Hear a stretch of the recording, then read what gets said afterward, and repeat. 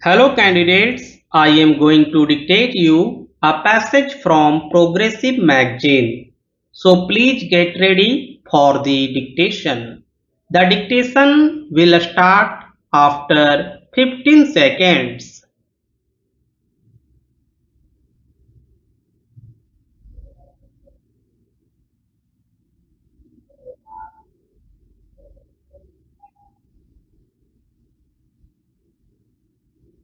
Sir, the problems of the company audit, the difficulties experienced by the junior auditors and the complaints of the audit profession in relation to these companies are before the government, and a comprehensive amending bill was introduced in this house in 1992, which was referred to the select committee of both houses of parliament, in which I happened to be a member, where elaborate evidence was recorded not only from the chambers of commerce and industry but also from the chartered accountants and also others who had the special knowledge of the working of the companies.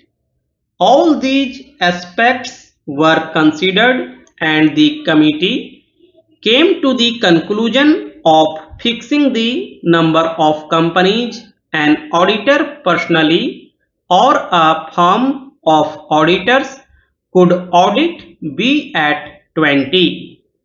Therefore, the mover could have withdrawn this bill and introduced another after the amendments to the company law came into force.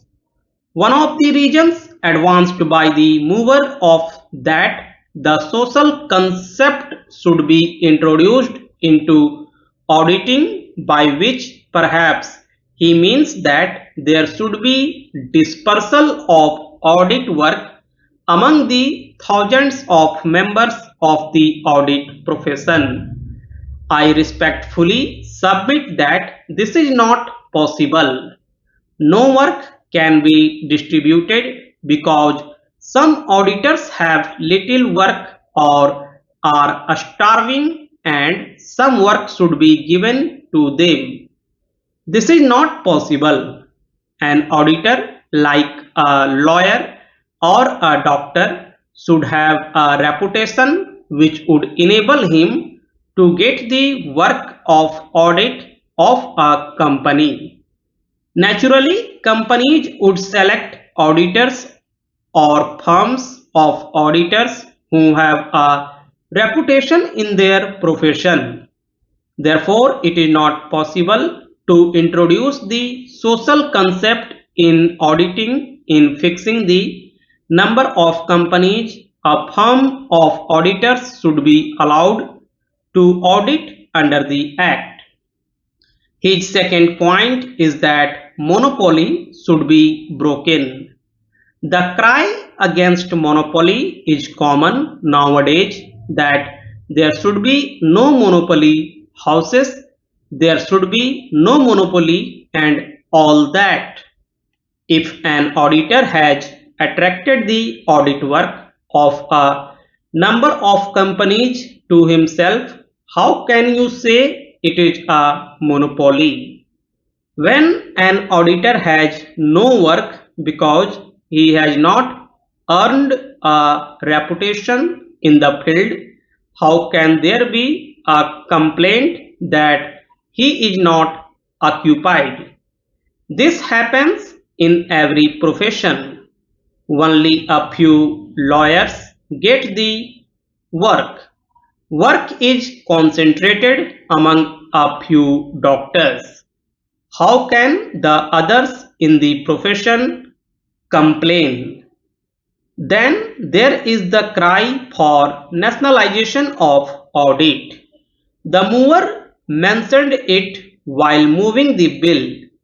How can there be nationalization of a profession? Have we thought of nationalization of the legal profession or the medical profession. It is not possible. Can the state maintain a panel of lawyers? The state do appoint lawyers in case where a client is not able to engage a lawyer. But no government, no state can maintain a panel of lawyers, doctors, and so on to look to the needy. It is not a workable proposition. Nationalization may be a good slogan, but it does not work in relation to certain professions in which the success of an individual depends on his own merit. Another point urged by the mover was that an auditor should be changed every 2 or 3 years.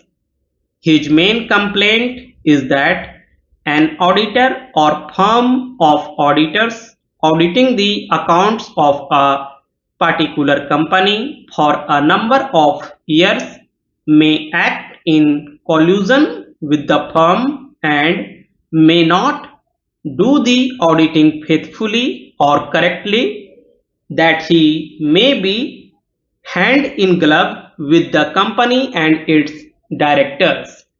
In such cases, where a chartered accountant is found to be guilty of misconduct, there are provisions in the Chartered Accountants Act under which action can be taken against him. It takes 2 to 3 years for an auditor to understand the working of a company. All these questions were gone into the joint committee in great detail, and then it was found that no limit could be put. Though the number of companies an auditor could audit could be limited, the period during which he should be allowed to audit a company was not found to be capable of limitation as feasible, and that was why it was rejected.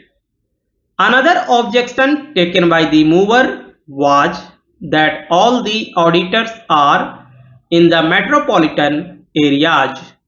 Necessarily, they should be from the metropolitan areas. They should know the working of companies. How can an auditor residing in a small town whose only business is to audit the accounts of a small businessman for sales tax purposes or for the purposes of other commercial taxes be interested with the work of auditing a company's accounts? It is a complicated affair. It is not possible.